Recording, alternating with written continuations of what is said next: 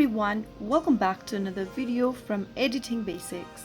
In this video, I'm going to show you how to freeze frame in Filmora application using your Android device.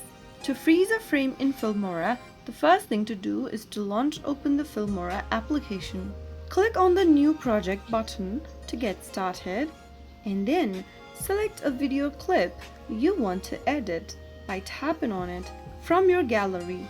After you select a video, click on Import at the bottom right corner. Once you import the video to your timeline, go ahead and play the video through the timeline and then pause the video at the point that you want to create a freeze frame on.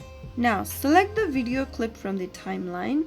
Once you move to the desired location where you want to create the frame freeze, go ahead and scroll through the bottom menu and click on the freeze option at the bottom.